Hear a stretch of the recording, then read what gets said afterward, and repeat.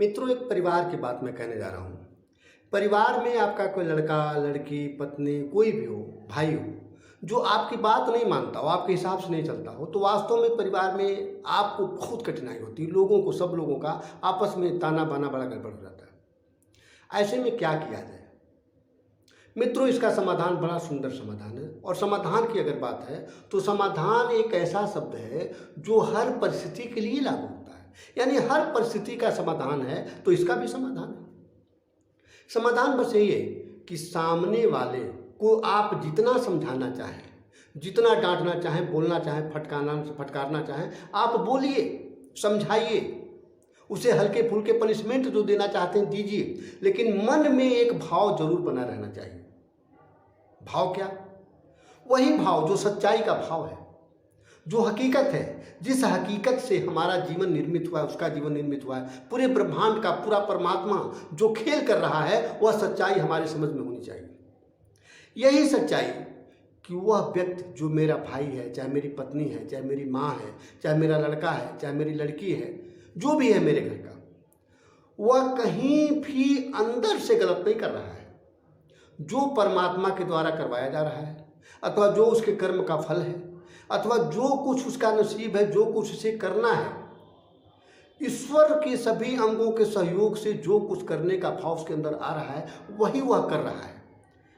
अभी उसकी बात, उसका विचार हमारे विचार से मेल नहीं खाता है। इस चीज को समझिए कि कर तो रहा है वह बिल्कुल लाभकारी, लेकिन वास्तव में मेरे परिवार के लिए लाभकारी नहीं है, उसके भविष्य के लिए लाभकारी नहीं है, पूरे सब परिवार के सुख शांति और इज्जत के लिए लाभकारी नहीं है। तो नहीं है तो अब दूसरा काम आपको करना है।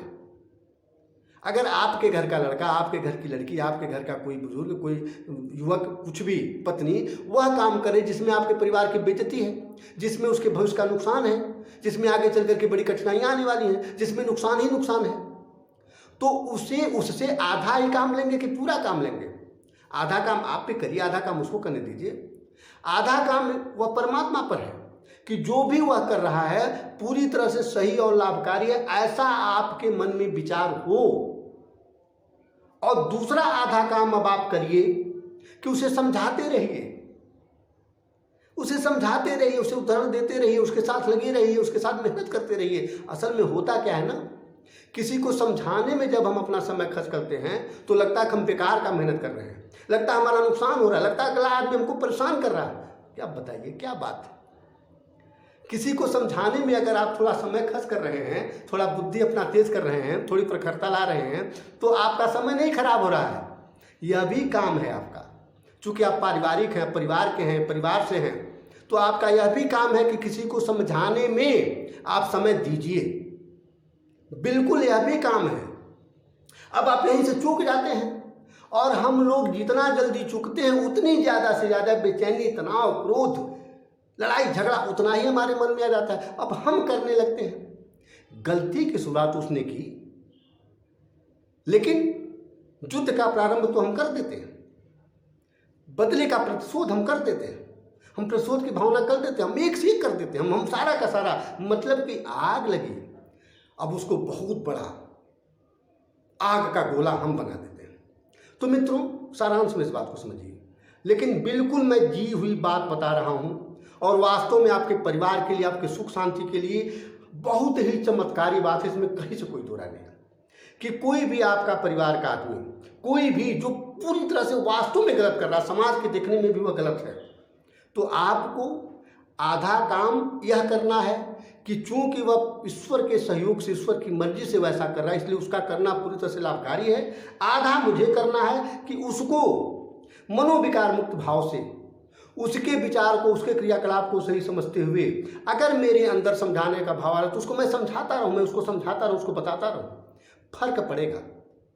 पहले अब जिए तो इसको, पहले इस चीज को खुद जीवन में उतार करके देखें। आप अपने तो खुद उतारते नहीं है, चाहते हैं सामने वाला समझ जाए।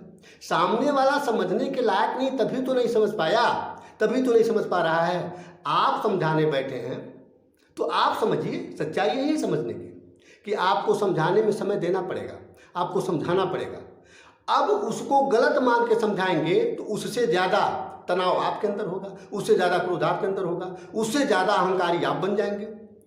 कहाँ आप समझाने के लिए आए हैं और उल्टे आप इतने कठोर हो जाएंगे, इतने नासमझ हो जाएंगे, इतनी नासमझियों से भर जाएंगे आप कि आप नहीं समझा पाएंगे, अपने को अस्त व्यस्त कर लेंगे, दूसरे की तो बात ही क्या है। तो मित्रों, इन बातों को जिए, आप बिल्कुल जिए, मेरी जी हुई बात है। और आपका परिवार अगर किसी प्रकार के कलह का शिकार बना हुआ है, वह कलह खत्म हो जाएगा, इसमें कहीं से कोई दोरा नहीं है। क्या कि आधा काम वह यही करता है कि वह बदमाशी कर रहा है, अब आधा काम आपको करना है। आधा मन में भाव रखिए कि वह ईश्वर की मर्जी से वैसा कर रहा है, अब वही ईश्वर आधा काम मुझसे करवाना चाहता है कि पूरी तरह से उसके क्रियाकलाप को सही समझते हुए मैं उसको समझाने में लगा रहा हूँ, मैं उसे सुधारने में लगा रहा हूँ। बस मनोविकार मुक्त भाव से, मनोविकार आएगा तो मेरा समझाना तो दूर, खुद मैं नहीं समझ पाऊंगा, खुद मैं आग बबूला हो जाऊंगा और बात का पतंगड़ बना दूंगा। और यह चीज़ बिल्कुल हमें और उलझा देगी, हमारे परिवार को और उलझा देगी, उसे और बिगाड़ देगी, हमको और उलझा देगी और पूरे परिवार का तहस नहस कर देगी। इन बातों को जिए मित्रों, जिए और जी करके देखिए। बिल्कुल आप इन सब बातों पर कमेंट भी करिए, हमारे हर वीडियो पर आप कमेंट करिए, देखिए कि किस तरीके की किसी कैसी बातें आपके जीवन को चमत्कार से भर देती हैं, इसमें कहीं से कोई दो राय नहीं। नमस्ते।